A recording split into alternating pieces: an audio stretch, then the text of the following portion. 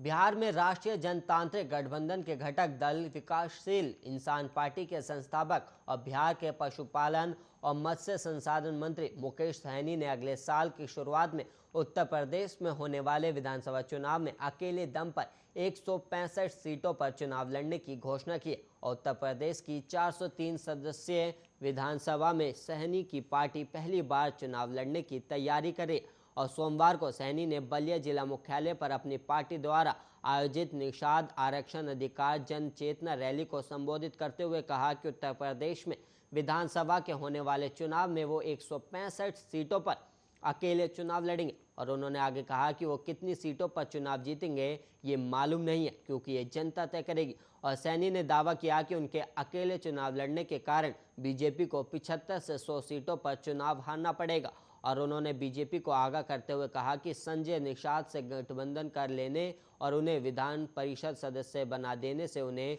निषाद समुदाय का मत हासिल नहीं हो पाएगा।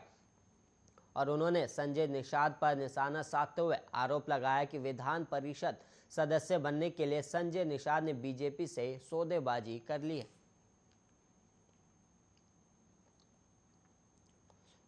और वहीं भारतीय किसान यूनियन के नेता राकेश टिकैत ने सोमवार को आगरा में अरुण नारवार के परिवार से मुलाकात की और उनके परिवार को 40 लाख रुपए मुआवजा और एक व्यक्ति को सरकारी नौकरी देने की मांग की है। और वहीं आपको बता दें कि अरुण की 19 अक्टूबर को आगरा में पुलिस हिरासत में मौत हो गई थी और पुलिस ने जगदीशपुरा थाने के मालखाने से 25 लाख रुपए की चोरी के सिलसिले में अरुण को हिरासत में लिया था। और नारवार परिवार से मिलने के बाद टिकैत ने पत्रकारों से कहा कि राज्य सरकार मुआवजा देने में भेदभाव कर रही है और उसने लखीमपुर खीरी और कानपुर में 40 से 45 लाख रुपए की सहायता दी है, लेकिन आगरा में सरकार ने महज 10 लाख रुपए का मुआवजा दिया है। और उन्होंने कहा कि राज्य सरकार को अरुण के परिवार को भी 40 लाख रुपए का मुआवजा देना चाहिए और वहीं सरकार को भेदभाव नहीं करना चाहिए। और उन्होंने नारवर परिवार के एक सदस्य को सरकारी नौकरी देने और अरुण के मौत की न्यायिक जांच कराने की भी मांग की है। और वहीं कृषि कानूनों को लेकर बीजेपी नीति सरकार पर निशाना साधते हुए टिकैत ने कहा कि मैं किसानों से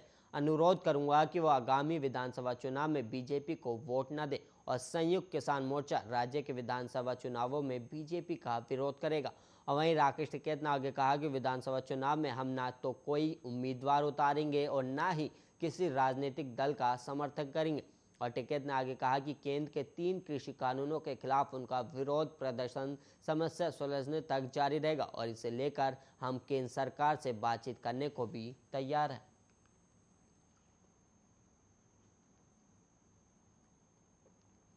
अब वहीं दिल्ली के मुख्यमंत्री और आम आदमी पार्टी के संयोजक अरविंद केजरीवाल अयोध्या दौरे पर और वहीं केजरीवाल ने आज सुबह हनुमानगढ़ी और रामलला के दर्शन किए और दर्शन के बाद केजरीवाल ने बड़ा ऐलान भी किया। और पत्रकारों के साथ बातचीत में केजरीवाल ने कहा कि अगर यूपी में हमारी सरकार बनती है तो प्रदेश के सभी लोगों को अयोध्या में रामलला के मुफ्त में दर्शन कराएंगे। और केजरीवाल ने कहा कि आज मुझे भगवान के दर्शन करने का सौभाग्य मिला और मैं चाहता हूं कि हर भारतवासी को ये सौभाग्य मिले। और केजरीवाल ने आगे कहा कि हम 2 काम करने वाले, पहला हम दिल्ली के अंदर मुख्यमंत्री तीर्थ योजना चला रहे, इसके तहत लोगों को मुफ्त तीर्थ यात्रा कराई जाती है। और कल सुबह दिल्ली कैबिनेट की विशेष बैठक बुलाई और बैठक में हम अयोध्या को भी मुख्यमंत्री तीर्थ योजना में शामिल करेंगे और अब दिल्ली के लोग राम जन्मभूमि के भी मुफ्त दर्शन करेंगे। और वहीं अगर यूपी में हमारी सरकार बनी तो हम सभी प्रदेशवासियों को अयोध्या में रामलला के मुफ्त दर्शन कराएंगे।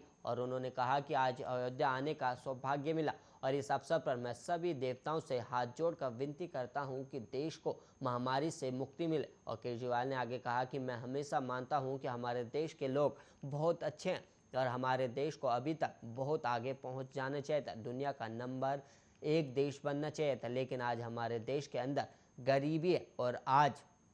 हमारे देश के अंदर अशिक्षा है, तरह तरह की बीमारियां हैं और भिन्न भिन्न समस्याएं। और मैं सभी देवताओं से प्रार्थना करता हूं कि मेरा भारत वर्ष जल्द दुनिया का नंबर 1 देश बने और हम 130 करोड़ भारतवासी मिलकर इसको संभव कर सकते हैं।